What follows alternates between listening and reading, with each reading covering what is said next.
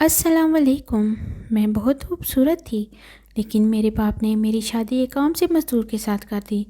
लेकिन जब मेरी बेटी जवान हुई तो मैंने सोच लिया कि मैं इसके लिए बहुत ही अमीर लड़का ढूंढूंगी। बेटी की शादी के बाद जब भी मैं बेटी से मिलने जाती तो मेरा दामाद कहता वो घर पर नहीं है, वो और मुझे वापस भेज देता। एक रोज़ बेटी की पड़ोसन बोली, तुमने अपनी बेटी पर बहुत जुल्म किया है। अगर सच्चाई जानना चाहती हो तो आधी रात को बेटी से मिलने आ जाना। मैं रात को भेस बदल कर बेटी के घर चली गई। मैं ये देखकर मेरे पैरों तले ज़मीन निकल गई। कुछ लड़के मेरी बेटी के साथ। मेरा नाम सीमा है, मेरी उम्र 50 साल है। मैं अपने घर की सबसे खूबसूरत औरत थी। मेरे अब्बा ने मेरी शादी मेरी छोटी सी ही उम्र में कर दी थी, क्योंकि अब्बा के ख़ानदान में सबकी नज़र मुझ पर थी। लेकिन मेरे अब्बा मेरी शादी अपने ख़ानदान में नहीं करना चाहते थे। मेरे अब्बा ने मेरी शादी की। मेरा शौहर एक गरीब मजदूर था, लेकिन मैंने कभी इसके काम को लेकर इसे बुरा भला नहीं कहा था। हमेशा इसका साथ दिया था, इसके साथ मिलकर रिस्क कमाने लगी, लेकिन कभी भी इसे ताना नहीं दिया था। मैं भी अपने शौहर के साथ मजदूरों की तरह काम करने लगी। मेरा शौहर मुझसे बेहद प्यार करता था, मगर जब भूख से पेट अंदर जाने लगे तो हाली मोहब्बत पेट नहीं भरती। हमारी शादी को 4 साल का अरसा गुजर गया था, मगर मेरे यहाँ कोई औलाद नहीं हुई थी। मैं हमेशा अल्लाह से बेटा मांगती थी, हमेशा बेटी मांगने से डरती थी। जो नसीब मेरे थे, कहीं मेरी बेटी के भी वैसे ही नसीब ना हो। मैं अपने ख़ानदान की सबसे खूबसूरत लड़की, मजदूरी में अपना रंग तक काला कर चुकी थी। शादी के 4 साल बाद मुझे पता चला कि मैं हामला हूँ। मेरा शौहर तो बहुत खुश हुआ, मगर मैं बहुत परेशान रहती थी कि अगर बेटी हुई तो क्या करूँगी। असल में बेटियों से डर नहीं लगता, डर इनके नसीबों से लगता है, इनके आने वाले मुस्तकबिल से लगता है, डर इसके हम सफ़र से लगता है। बेटियां लाडली होती हैं, इनको अल्लाह से मांगना जितना मुश्किल है, इससे कहीं ज़्यादा मुश्किल इनको पालना और फिर इनके को दूसरे हाथों में थमा देना होता है। बेटियां तो घर की रौनक होती हैं, बागों का वो फूल होती हैं जिसके बगैर बगीचा बंजर लगता है। लेकिन जब अपना वक्त पूरा हो तो ये सब बातें बस किताबों में ही अच्छी लगती हैं। मैं भी हकीकत पसंद थी, लेकिन कभी कभी अपने हालात से इस कदर मायूस हो जाते हैं कि हमें लगता है कि हम पर आने वाला वक्त बुरा ही होगा। हम बिल्कुल मायूस हो जाते हैं और फिर हमें वही मिलता है जिसका हमने गुमान किया होता है। मैंने एक बेटी को जन्म दिया था। मेरी बेटी भी मेरी तरह बेहद खूबसूरत थी। मेरा शौहर तो बहुत खुश था अपनी बेटी को देखकर, मगर मैंने इस मासूम तितली की तरफ देखा तक नहीं। मेरे शौहर ने मुझे बहुत समझाया कि बेटियां अल्लाह की रहमत होती हैं, मगर तुम क्यों खुश नहीं हो। लेकिन मैं इनको ये नहीं कह पाती थी कि मैं अपनी बेटी को इसके शौहर के साथ मजदूरी करके बर्बाद होते नहीं देख सकती। वक्त गुजरता गया और मेरी बेटी भी बड़ी हो गई। बड़ी बेटी की पैदाइश के बाद अल्लाह ने फिर से मुझे एक बेटी से नवाजा। शायद अल्लाह ने मुझे अता करके आजमाया था कि मैं इसकी अता पर क्या करती हूँ। दूसरी बेटी की मर्तबा मैं कुछ संभल गई थी, लेकिन मेरी बड़ी बेटी और मेरे दरमियान जो फासले कायम हो गए थे अब तक कायम थे। वो मुझसे खिंची खिंची रहती थी, मुझसे भी ज़्यादा बात नहीं करती थी। अक्सर मुझे खुद पर गुस्सा आता था कि मैंने अपनी फूल जैसी बेटी की शख्सियत बिगाड़ कर रख दी, लेकिन ये सब मेरे बस में नहीं था।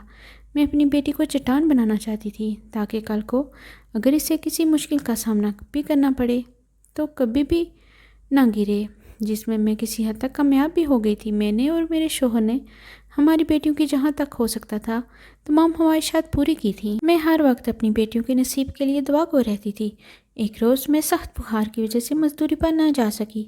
मेरी छोटी बेटी को मेरा मजदूरी पर जाना कभी पसंद ही नहीं था, क्योंकि जहाँ मैं काम करती थी वहाँ के लोग हमारे साथ बहुत बुरा सलूक करते थे और मुझे बुरी नज़रों से देखते थे। मेरी बड़ी बेटी हमेशा कहती कि मैं आपकी जगह चली जाया करूँगी। इसकी कही गई बात पर मैं एकदम दहल जाती और हमेशा मुंह से निकलता कि अल्लाह ना करे कभी तुम्हें ऐसी जगह जाना पड़े। ये बात हकीकत थी कि मेरे शौहर ने चाहे सख्त मेहनत की थी, मगर कभी मेरे साथ बदसलूकी नहीं की थी। मेरी छोटी बेटी अक्सर कहती, अल्लाह पाक हम दोनों बहनों को हिला के तौर पर अब्बा जैसा शौहर दे, जिस पर मैं मुस्कुरा देती। मेरी बेटी जवान हुई तो इसकी शादी के लिए कई रिश्ते आने लगे। मैं अपने अब्बा की तरह जल्दबाजी नहीं करना चाहती थी। मैंने सोच लिया था कि कुछ भी हो जाए, मगर मैं अपने अब्बा की तरह अपनी बेटी को किसी के भी हाथ में नहीं दूंगी। मैं अपनी बेटी की शादी ऐसी जगह करूंगी जहां इसको दुनिया की हर आसाइश दी जाए, इसको कभी किसी चीज़ के लिए तरसना ना पड़े। जो ज़िंदगी मैंने गुजारी कभी मेरी बेटी को ना मिले। मेरे हालात ने मुझे इतना मायूस कर दिया था कि मैंने कम तनख्वाह वाले बहुत अच्छे रिश्ते भी ठुकरा दिए। کچھ تو بار بار میری بیٹی کا رشتہ مانگ رہے تھے، مگر میں ہمیشہ انکار کر دیتی۔ اس دوران ایک روز میرا شوہر مزدوری پر گیا، لیکن رات ہونے پر بھی واپس نہ آیا۔ میں نے اپنے ساتھ کام کرنے والے مزدور بھائی سے اپنے شوہر کے بارے میں پوچھا، لیکن اس کی بات سن کر میری جان لبوں پر آ گئی جب اس نے کہا میرا شوہر تو کب سے گھر کے لیے نکل کے آیا ہے، مگر اس کی طبیعت کچھ ٹھیک نہیں تھی۔ میرا ایک دم ہوش اڑ گیا۔ میں جلدی سے اپنے حالت کا خیال کیے بغیر اپنے شوہر کو دیکھنے کے لیے نکل پڑی۔ میری دونوں بیٹیاں بھی میرے ساتھ تھیں، مگر اس وقت مجھے بس اپنے شوہر کی فکر تھی۔ ہر جگہ تلاش کر لینے کے بعد بھی میرا شوہر جب نہ ملا تو میں روتی ہوئی گھر واپس لوٹ آئی۔ رات ایسے ہی جا کر کافی پریشانی سے برا حال تھا، کھلی فضا میں بھی گھٹن محسوس ہو رہی تھی۔ اگلی صبح فجر کا وقت تھا جب ایک دم دروازہ زور سے بجنے لگا۔ میں جلدی سے اٹھی اور آنسو صاف کرتے دروازے پر گئی، لیکن پوچھنے پر کون ہے، باہر سے کسی غیر مرد کی آواز آئی اور بولا تمہارے شوہر کے بارے میں بتانے آیا ہوں۔ میں نے آہو دیکھا نہ تھا اور جھٹ سے دروازہ کھول دیا، لیکن اس آدمی کے پیچھے ایک سفید رنگ کے کپڑے میں لپٹا وجود میری جان لینے کے لیے کافی تھا۔ میں تو پتھرائی آنکھوں سے اس سفید کپڑے کو دیکھ رہی تھی۔ مجھے تو یقین نہیں ہو رہا تھا کہ آخر یہ میرے ساتھ کیا ہو رہا ہے۔ میں نے آنسو سے بھری آنکھوں سے جیسے ہی اس غیر مرد کی طرف دیکھا تو اس کی اگلی بات نے تو میری روح میرے جسم سے کھینچ لی جب اس نے بتایا کہ میرے شوہر کا انتقال ہو گیا ہے، اور میرے شوہر کا انتقال ہارٹ اٹیک سے ہوا ہے۔ ساری رات اسپتال میں رہنے کے باوجود بھی وہ اپنی زندگی کی جنگ ہار بیٹھے ہیں۔ مجھے تو ابھی بھی اپنے کانوں پر یقین نہیں ہو رہا تھا کہ جس شخص کو صبح ہی تو ٹھیک بھیجا تھا، اس کو ایسا کیا ہو گیا کہ دل ہار ہی بیٹھے۔ گھر میں تو جیسے کہرام مچ گیا۔ میری بیٹیاں تو بھاگتی ہوئی آئیں اور اپنے باپ کے ساتھ لپٹ گئیں۔ پورا گاؤں میرے شوہر کے جنازے میں اکٹھا ہو گیا۔ مجھ میں تو اتنی بھی ہمت باقی نہ رہی تھی کہ میں اپنے شوہر کا چہرہ تک دیکھ لوں۔ میرا شوہر جیسا بھی تھا اپنی بیٹیوں پر جان چھڑکتا تھا۔ میری چھوٹی بیٹی جو بلک بلک کر رو رہی تھی، مجھے اس کا رونا دیکھا نہیں جا رہا تھا۔ میری بڑی بیٹی بہت حوصلے کے ساتھ کبھی مجھے تو کبھی اپنی بہن کو سنبھال رہی تھی۔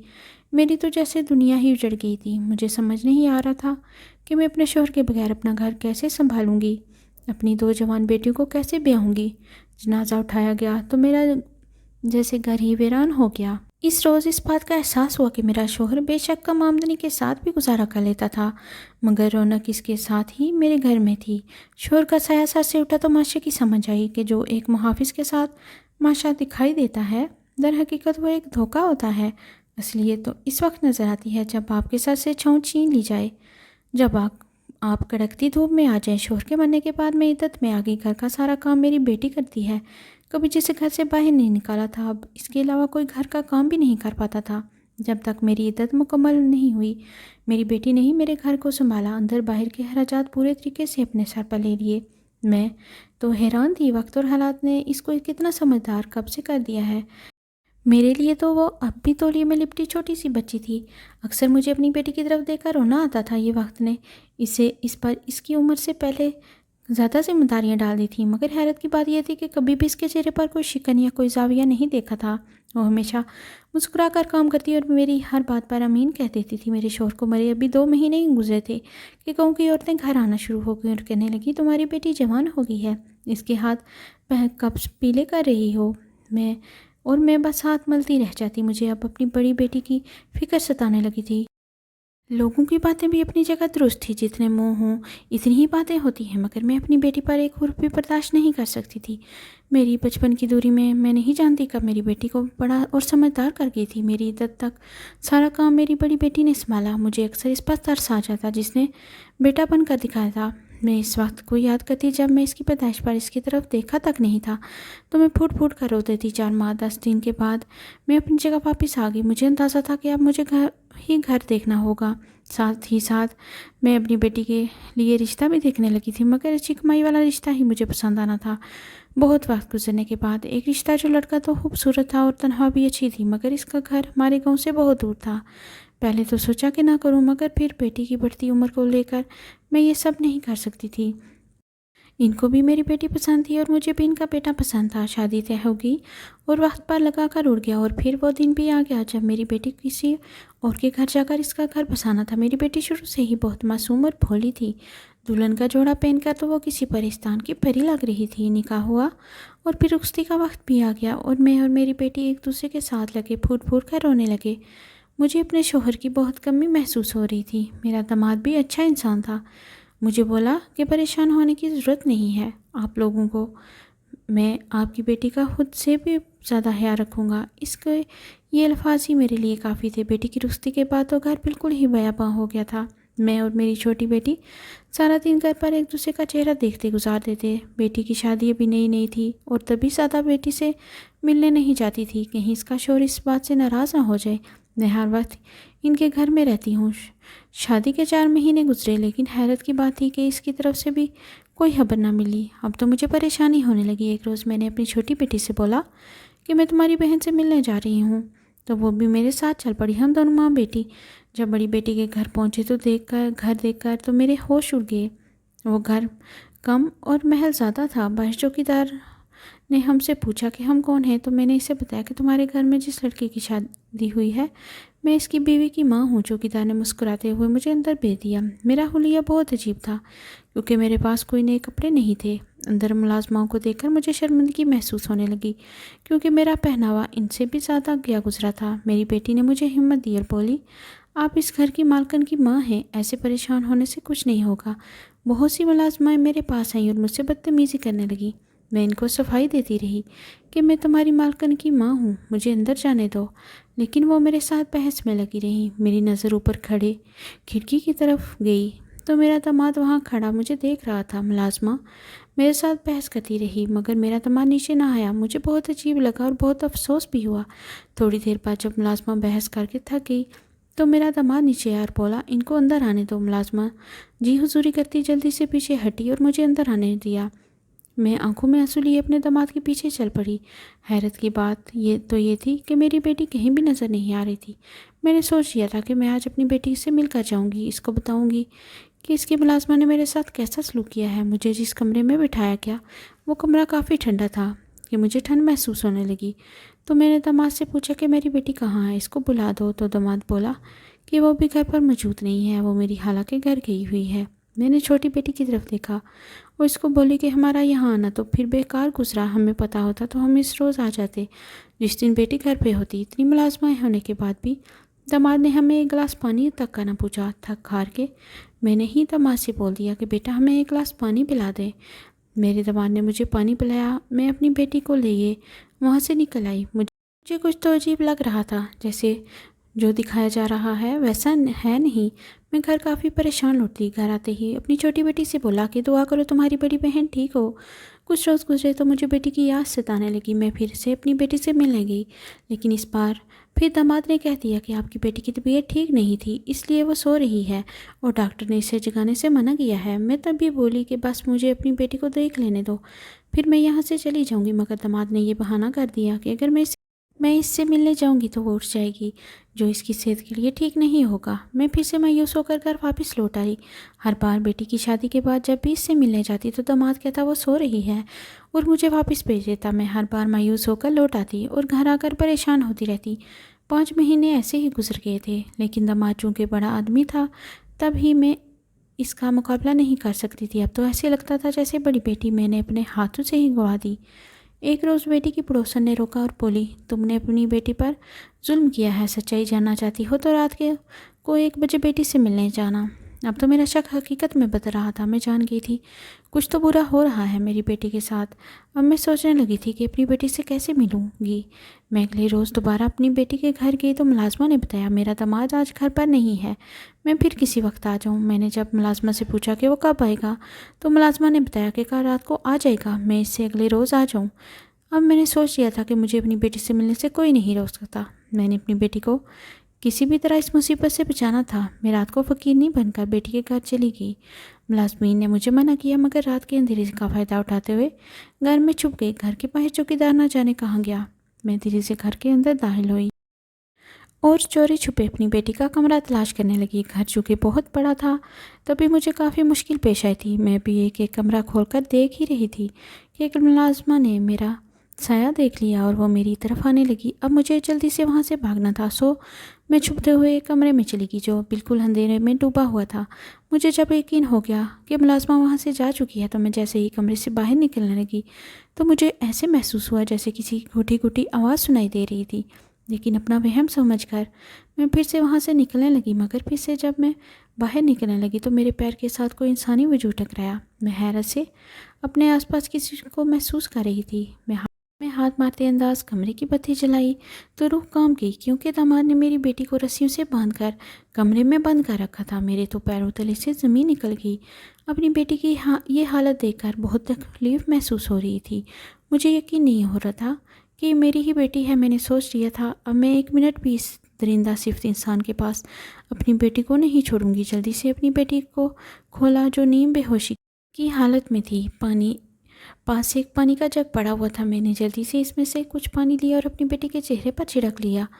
وہ ہلکی ہلکی ہوش میں آئی تو مجھے دیکھ کر چونک گئی، پھر سینے سے لگی پھوٹ پھوٹ کر رونے لگی اور بولی، اماں مجھے یہاں سے لے جاؤ، یہ جگہ اچھی نہیں ہے۔ میرا شوہر ہر روز مجھے رسیوں سے باندھ دیتا ہے اور مجھے کہتا ہے کہ میں پاگل ہوں۔ وہ مجھے نہ جانے کیا کیا کرنے کو کہتا ہے، نہ جانے کون کون سے انجیکشن مجھے لگاتا ہے۔ اماں مجھے بہت تکلیف ہوتی ہے۔ اپنی بیٹی کو تکلیف دیکھ کر میں تڑپ اٹھی اور اس سے بولی کہ اب تجھے یہ تکلیف جھیلنے کی ضرورت نہیں ہے، میں تجھے اپنے ساتھ اپنے گھر لے جاؤں گی۔ اپنی بیٹی کو لیے کمرے سے باہر نکلی تو دو تین ملازمائیں باہر ہی کھڑی تھیں، جنہوں نے ہم دونوں کو روک لیا اور بولی کہ جب تک صاحب نہیں آتے ہم کہیں نہیں جا سکتی۔ مگر مجھے اب کسی کی پرواہ نہیں تھی۔ میں ایک ماں ہونے کے ساتھ ساتھ وہ چٹان بھی بن گئی جس کے آگے کوئی بھی طوفان کچھ بھی نہیں کر سکتا۔ میں نے ملازمہ کو کہا، اگر کوئی بھی میرے راستے میں آیا تو میں اس کی جان لے لوں گی۔ میری دہشت اور میرا کراہت لہجہ دیکھ کر سب ملازمائیں ڈر کے پیچھے ہو گئیں اور مجھے اور میری بیٹی کو جانے کا راستہ دے دیا۔ میں گھر سے ابھی نکلنے لگی تھی کہ میرا داماد گھر میں آیا اور ہم دونوں ماں بیٹی کو دیکھ کر چیخنے لگا، ملازمین کو جھڑکنے لگا کہ مجھے اندر کیوں آنے دیا، لیکن میں نے بھی داماد کو ٹوک الفاظ میں کہہ دیا کہ میں اپنی بیٹی کو ساتھ لے کر جا رہی ہوں۔ میں نے اپنی بیٹی کو بیچا نہیں تھا جو تم نے اس کی یہ حالت کر دی ہے۔ میرا داماد پہلے تو غصے میں رہا، پھر یہ کہہ کر بننے لگا اور بولا کہ ٹھیک ہے لے جاؤ، یہ اب تو ویسے ہی کسی کے قابل نہیں رہی اور ایسی بدکردار عورت کو میں اپنے گھر میں نہیں رکھوں گا جو نہ جانے کتنے ہی مردوں کے ساتھ رہ چکی ہو۔ اپنی بیٹی کے کردار پر بات سن کر میرے پیروں تلے سے زمین نکل گئی۔ میں نے چونک کر داماد کی طرف دیکھا، اس کے چہرے پر ایک تھپڑ مار دیا اور بولی کہ خبردار اگر میری بیٹی کے کردار پر ایک لفظ بھی بولا۔ میں جوالا بنی سب پر برس رہی تھی۔ میں نے اپنی بیٹی کو پکڑا اور داماد کے گھر سے لے آئی۔ حیرت کی بات یہ تھی کہ میرے داماد نے بھی خاموشی سے اپنی بیٹی واپس لانے دی۔ میری بیٹی پہلے جیسی نہیں رہی تھی۔ مجھے اب اپنی بیٹی پر ترس آتا تھا، وہ اپنی بیوقوفی پر رونا کہ کاش میں اچھی کمائی کی جگہ انسان کی اچھی تربیت دیکھ لیتی تو آج میری بیٹی اس حالت میں نہ ہوتی۔ اب میں ہر وقت اپنی بیٹی کو اپنے سینے سے لگائے روتی رہتی اور اپنی بیٹی کے اچھے نصیب کے لیے دعا کرتی رہتی۔ میری بیٹی جو پہلے بھی خاموش رہتی تھی اب تو اس نے بالکل ہی چپ لگا لی تھی، نہ وہ اپنی تکلیف بیان کرتی تھی اور نہ ہی کسی کی خواہش کا اظہار کرتی تھی۔ میں نے سوچ لیا تھا کہ اپنی بیٹی کو اس کے شوہر سے آزادی دلوا دوں گی۔ ہمارے گاؤں میں ایک بہت اچھا وکیل تھا۔ میں نے جب اس سے بات کی تو اس نے بولا، میں تمہاری بیٹی کا کیس لڑوں گا اور پھر جیتوں گا۔ ہم بھی بہت پرانے یہاں کے رہنے والے ہیں، تبھی میں تمہارے شوہر کو بھی بہت اچھے سے جانتا تھا۔ اس نے کئی بار میری بہت مدد کی، اب شاید ان کے احسانات کا بدلہ چکانے کا وقت آ گیا ہے۔ مجھے یہ سن کر حیرت ہوئی، میرے شوہر نے ایسے کون سے احسانات اس وکیل پر کیے ہیں جو بغیر پیسے لیے میری بیٹی کا کیس لڑنے کے لیے تیار تھا؟ میں نے اس لڑکے سے پوچھا کہ میرے شوہر نے تم پر ایسے کون سے احسانات کیے تھے جو تم اتنے بڑے وکیل ہو کر بھی بغیر فیس کے میری بیٹی کے لیے کیس لڑو گے؟ تو اس نے بتایا ایک روز میری بہن کھیتوں میں گئی اور وہاں پر اسے کسی زہریلے کیڑے نے کاٹ لیا اور تمہارا شوہر وہاں سے گزرا تھا۔ تمہارے شوہر نے ہی اس کی جان بچائی اور بہن مجھے بہت عزیز ہے اور میں ہمیشہ تمہارے شوہر کو تلاش میں رہا کہ کسی طرح میں اس کا شکریہ ادا کر سکوں، مگر مجھے سننے میں ملا کہ وہ اب اس دنیا میں نہیں رہا۔ مجھے سن کر بہت دکھ ہوا، لیکن شاید اللہ کو کچھ اور ہی منظور تھا۔ وکیل کی بات سن کر میں نے آسمان کی طرف چہرہ کیا اور اپنے رب کا شکر ادا کیا۔ وکیل نے میری بیٹی سے سب کچھ پوچھا، اس کے شوہر نے اس کے ساتھ کیا کیا کیا۔ میں تو اپنی بیٹی کے منہ سے اس کی تکلیفات سن کر حیران رہ گئی۔ جب اس نے بتایا کہ اس کا شوہر روز اس کو نہ جانے کون سے انجیکشن لگاتا جس کے بعد وہ نیم بے ہوش آ جاتی اور پھر اس کا شوہر اس کو اپنے دوستوں کے سامنے کر دیتا، اس بار اپنے دوستوں کے سامنے ظلم کرتا، وکیل بھی سن کر ایک بار افسردہ ہو گیا اور بولا، فکر کرنے کی ضرورت نہیں ہے، تم بھی میری بیٹی ہو، میں اپنی بیٹی کا کیس خود لڑوں گا۔ اور وکیل کسی فرشتے سے کم نہ تھا، اس نے فرشتوں کی طرح ہی ہماری حفاظت کی اور میری بیٹی کو اس کا انصاف دلوایا۔ میری بیٹی کو نہ صرف طلاق دلوائی بلکہ اس کے شوہر کو کڑی سے کڑی سزا بھی دلوائی۔ ہم اپنی بیٹی کو ہر طرح کا سکون دے سکتے ہیں، مگر اگر نہیں دے سکتے تو اس کا نصیب ہے۔ لیکن حیرانگی کی بات اس بات کی تھی کہ میری بڑی بیٹی طلاق کے بعد بھی میری طرح مایوس نہیں ہوئی تھی، بلکہ اس نے اپنے آپ کو مزید مضبوط کر لیا تھا۔ وہ ہمیشہ کہتی تھی کہ میں کبھی بھی لوگوں کی وجہ سے اپنے رب کو ناراض نہیں کروں گی، کیونکہ مایوسی کفر ہے، اور میرے ساتھ جو ہوا وہ میرے لیے آزمائش کا وقت تھا۔ اگر آپ کو کہانی پسند آئی ہے تو ویڈیو کو لائک کر دیں، چینل کو سبسکرائب کر دیں اور بیل کا نوٹیفیکیشن دبانا مت بھولیے گا۔